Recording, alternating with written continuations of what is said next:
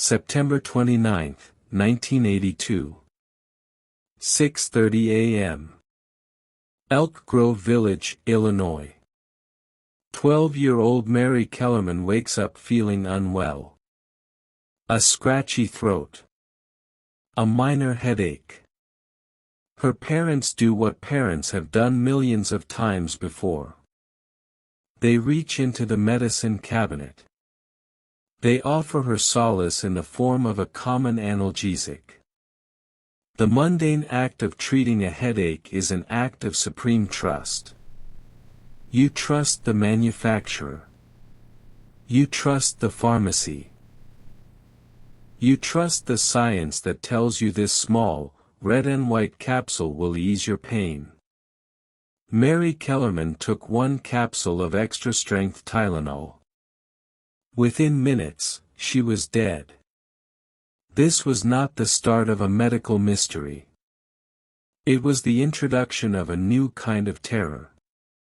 An invisible poison, random and absolute. What happened to Mary Kellerman was initially written off as a tragic anomaly. An undiagnosed aneurysm, perhaps. But in the forensic world, anomalies are rarely coincidences. They are signals. While Mary's parents were grieving, the killer's work was just beginning to present itself. A pattern was emerging, traced in cyanide and sudden death. The cluster formed with terrifying speed. Less than 12 hours later, in nearby Arlington Heights, 27-year-old postal worker Adam Janis collapsed in his home. He had also taken Tylenol for minor pain. He died. As his grief-stricken family gathered at his home to mourn, his brother Stanley, 25, and Stanley's wife Teresa, 19, both developed headaches from the stress. They too reached for the same bottle of Tylenol that Adam had used. They were both pronounced dead within hours. This was the definitive signal. A family unit decimated by the same product, from the same bottle, on the same day. This wasn't a virus. This was a direct, localized attack. Within days, 4 more victims appear across the Chicago area. Mary McFarland, 31. Paula Prince, 35. Mary Reiner, 27. 7 people in total. All had taken extra-strength Tylenol capsules. All died within minutes. Investigators begin examining the capsules themselves. The common denominator was indisputable: extra-strength Tylenol, 500 mg capsules. The toxin was swiftly identified. It wasn't a manufacturing error. This was something far more deliberate. They were tampered with after reaching stores. The killer's method appears methodical. He buys several bottles of extra-strength Tylenol. He opens the capsules. Inside each capsule is powder. He removes it. Then replaces it with potassium cyanide. Finally, he places the capsules back into the bottles. And returns the bottles to store shelves. Attention, residents. Do not take any Tylenol products. Do not take Tylenol. Repeat, do not take Tylenol. For days, the primary sounds in Chicago were the wails of sirens and this eerie, booming command. Police drove through neighborhoods, announcing the danger via bullhorns. It was a public service announcement for a nightmare. A visible, noisy reaction to an invisible, silent killer. People emptied their medicine cabinets, flushing products down toilets, throwing them into fires. The fear was total. It was random. Anyone could be next. 3 facts become the anchors of the investigation. The substance, potassium cyanide, a chemical that causes death from cellular asphyxiation so rapidly a lethal dose is roughly the size of a single grain of salt. The vector, extra-strength 500 mg capsules, a popular, high-volume item. The method, cross-retail contamination.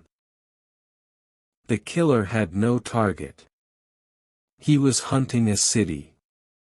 The realization of the product as the weapon triggered an immediate, existential crisis for the nation's largest pharmaceutical company, Johnson & Johnson. It was the birth of Black October. On October 5, J&J, under the leadership of CEO James Burke, made a move unprecedented in industrial history. They ordered a total, nationwide recall of all Tylenol products. 31 million bottles. Valued at $100 million. It was a clear, unambiguous priority. Human life over corporate survival. The subsequent task force investigation was one of the largest in American history. They needed a suspect. They needed a motive. But this crime, by its very nature, left no breadcrumbs. There was no physical relationship between the killer and the victim. No why, only how. This absence of motive forced investigators into the cold, frustrating logic of profiling and eliminating possibilities. The first major lead was also the most sensational. Within a week, a letter arrives at the headquarters of Johnson & Johnson. It demands $1 million. The writer claims responsibility for the poisonings. The letter is traced to James W. Lewis. Lewis eventually admits writing the letter. But he insists he did not poison the capsules. His explanation: he simply tried to profit from the crisis. Investigators search for evidence linking him to the stores. None appears. No fingerprints. No witnesses. No proof he ever handled the poisoned bottles. Lewis is convicted of extortion and serves 13 years in prison. But he is never charged with the murders. He dies in 2023. Taking whatever he knew with him. The second logistical theory centered on an inside job, a disgruntled employee. The argument was one of knowledge. Only someone with access and familiarity with the supply chain, from manufacturing to distribution, could pull off such a sophisticated, cross-store tampering scheme. However, this theory dissolved under scrutiny. Johnson & Johnson's internal security at their plants, while pre-1982, was robust. Moreover, forensic logic dictated that tampering done at the plant level would likely have resulted in contaminated batches distributed nationwide, not a highly localized cluster around a specific metropolitan area. The tampering happened at the retail end of the chain. This led to the most logical, and ultimately most frustrating, theory: the local drifter. Investigators needed someone in Chicago, during that specific window of time, with access to potassium cyanide. They found that in a barroom associate named Roger Arnold. Arnold, who had reportedly owned a chemical supply business, became the prime suspect based on proximity and access. He had the components and a motive based on a petty, long-festering grievance. Yet, the evidence remained, for decades, circumstantial at best. No store employee could definitively place him at a Tylenol display. No fingerprint was found on any contaminated bottle. He was a perfect fit for a theory, but not a conviction. Investigators confront a disturbing reality. This killer never targeted specific victims. He never met them. He never followed them. He simply left poison where strangers would find it. Which raises a chilling question.